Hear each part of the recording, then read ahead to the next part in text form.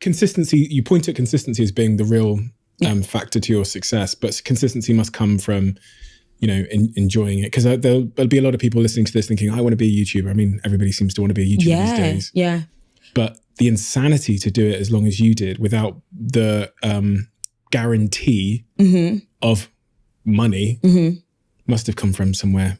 There was no guarantee of money. Yeah. It was a hobby. Like, if you're a painter, you like painting at the weekend, you're going to paint anyway. Whether someone pays you for your art or not, you just enjoy doing it. So I just enjoyed making videos that other girls watch and I could talk to the other girls. So I didn't get paid for like 4 years, but I was always uploading every weekend. It was my hobby. Like, it wasn't, this is going to be my new job, which is why I even struggle with it now, in that I really want to enjoy it in the same way that I always enjoyed it. And do I need to look for a new hobby? And is now YouTube my job? Like, I find it really hard to kind of balance the fact that this thing that was my escape is kind of like my job now. I was talking to one of the guests on the podcast a couple of weeks ago about this study where when someone gets paid to do a task they used to love doing, they lose motivation for it. And it's just mental. They do this study where they give people this game. The people enjoy doing the game. They then say, we're going to ask you to do the game again, but this time you're going to get paid. The other group don't get paid. And the group that got paid to do the thing they just enjoyed doing lose motivation. Doesn't it make a lot of sense? YouTube stop paying me. No, I like those checks. That is insane.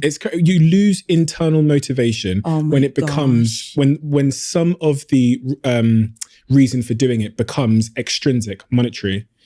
So, and this is it's a wise. Oh my gosh. It's tough, isn't it? It's really tough because people are like, oh my God, like what privileged conversation. But it's not, because like, say, imagine someone's like a darts player or something, right? But eventually, once they get into the competitive sports of darts, maybe it becomes a bit more stressful. Maybe they 100%. Don't enjoy it as much. Maybe the challenge of doing it is now I've got to perform for my management and the crew or whatever. I don't know if there's a dart crew. I just made that up. But that becomes like, I don't know, more pressure than the person who just wanted to play darts on a Saturday night would feel. And you feel that? No. The reason being is that I try to frame what I do as I've accepted that I have a huge desire to create stuff, right? That's it. So as long as I focus on this process is creation, I'll be fine. And that might mean saying no to work and no to sponsorships for a season. So I can at least feel that creation, because I'm very much like, how do I feel about this? Which is kind of bad, but also it's allowed me to do what I'm doing. Feels like a good long-term strategy. Yeah. Right, because if you're not asking that question in the short term, how do I feel about this? So many people, and in fact, I think the guest that just sat in that chair last, you end up gradually becoming someone you never intended to be and ending up somewhere you never intended to go. So that constant asking of that question, how do I feel about this today? Which, as you alluded to, means turning down money sometimes. But, thinking longer term about what you're doing and why you're doing it, I think is so critical, so critically important. We've got 2 guests that have come to watch this podcast today. And Sophia, I said, Sophia, she's followed you for some time. I said, Sophia, if you could ask Patricia any question, what would it be? She said to me, how did she find the confidence to make the leap from that sort of corporate career to going full time with this thing called YouTube? So for me, my confidence came from an Excel spreadsheet. Okay. So I am not a risk taker. I'm more of a steady and stable person, but I did a bit of maths. I did a bit of a projection. I looked at what my long-term potential earnings and lifestyle would look like if I stayed in the banking industry. And then I looked at what my numbers were looking like, if I stayed as a creator, where could I take it? And even at that time, I had no clue I could get to where I am today, but the numbers looked healthy enough. So I was like, okay, I'll take the leap. Even if I do it for 2 years, it could be okay. And I didn't just jump out. I kind of took a toe dip in and I quit my job, but then I took another job that was part-time so I could make content and have a job as well. And you call your mum and you say, I'm quitting my job.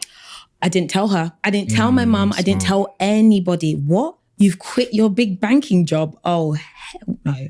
I could never do that. So I knew my parents would be worried and scared. Should we tell them now? No. they know now. So Mum, I left my job. They barely know what I do right now. Yeah. They're like, I do this thing on the internet. They're like, oh, well done. Well done. It's fine. Yeah. So with my mum. But so you made that, you took that leap into YouTube. Was there a moment where you think, oh, fucking hell, this is moving. Or was it just one step at a time? Slow and steady. Yeah. Slow and steady. I'd been making content for 7 years, and then I got to 1 million subscribers. So I didn't have any of those really viral moments. And I saw lots of people kind of steamroll ahead of me, like go viral. They were part of these groups and these crews. And, you know, there was a time that there was a thing called the Brit Pack. They were all there. And I was just like in the corner by myself, like plodding along. And then inevitably, like my time came, and it took again that 7 years to 1 million, and then 1 more year to another 1.5 million. And I then had my own viral moments off the back of myself. And, but I never kind of took the step back to be like, oh, you've made it. Because I never feel like I've made it. Not even now? Nah, not yet. A lot of people might be surprised by that. Maybe. But it depends on someone's personal definition of making it, right? And what's yours? World domination. What is mine? It's not just being popular on social media. That's not my complete definition of success, right? I think for me, it's like creating things that I want to create when I want to create them, and monetizing them and bringing value. So if I say my overall thing, that's it. What that looks like, I don't know just yet. And you don't think you're there yet? You don't think you're creating things that you really... Oh, I'm doing it, but I don't think I've had like one big thing yet. Does anyone have one big thing though? I don't know. I think that, I think if you'd gone back and asked Patricia when she was at MMU, what her making it look like, you would have said, 100,000 followers. True. On my, do you know what I mean? True. So there's free clothes, free food. Yeah, exactly. Yeah. That's so maybe true. the goalpost is just moving off into the future, and maybe that speaks to what life is. It's just that journey as opposed to that destination, right? So yeah.